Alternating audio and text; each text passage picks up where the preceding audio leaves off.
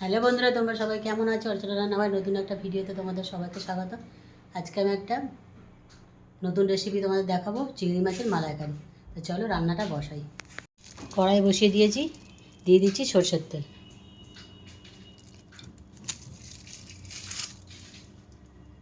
তেলটা গরম হয়ে গেছে, দিয়ে দিচ্ছি গোটা গরম মশলা। এই রান্নাটা সরষের তেল দিয়ে করলেই ভালো স্বাদ হবে। গরম মশলাটা ভালো করে ভেজে নেব।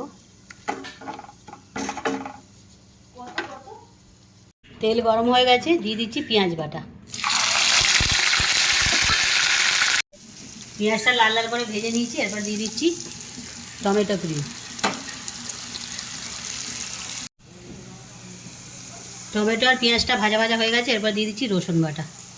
1 চামচ রসুন বাটা দিয়ে দিলাম। রসুনটা দিয়ে ভালো করে নেড়ে নেবো।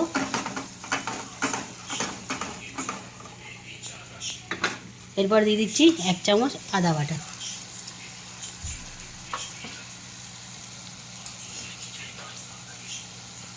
হাফ চামচ জিরে গুঁড়ো, হাফ চামচ ধনে গুঁড়ো,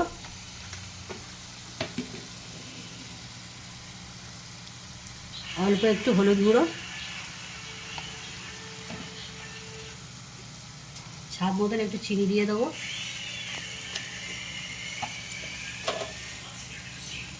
স্বাদ মতন নুন দিয়ে দেবো।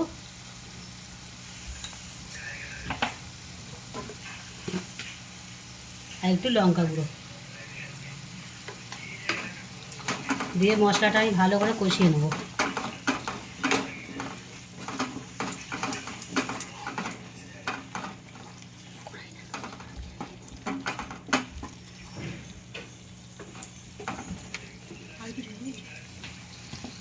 চিংড়ি মাছটা ধুয়ে নুন হলুদ মাখিয়ে রেখেছিলাম, মশলাটা ভাজা হয়ে গেছে, চিংড়ি মাছটা দিয়ে দিচ্ছি। এর সঙ্গে চিংড়ি মাছটা ভেজে নেব।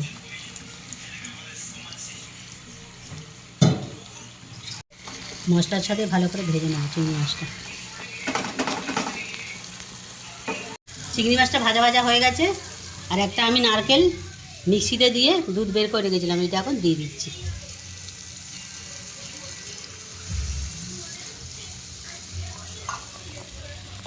এবার ওপর থেকে চেরা কাঁচা লঙ্কা দিয়ে দিচ্ছি, দিয়ে ভালো করে নাড়িয়ে দেবো। এবার চাপা দিয়ে দেবো। রান্নাটা হয়ে গেছে, এবার নামিয়ে নেব। আমার রেসিপিটা যদি তোমাদের ভালো লেগে থাকে আমার চ্যানেলটাকে সাবস্ক্রাইব করে দেবেন।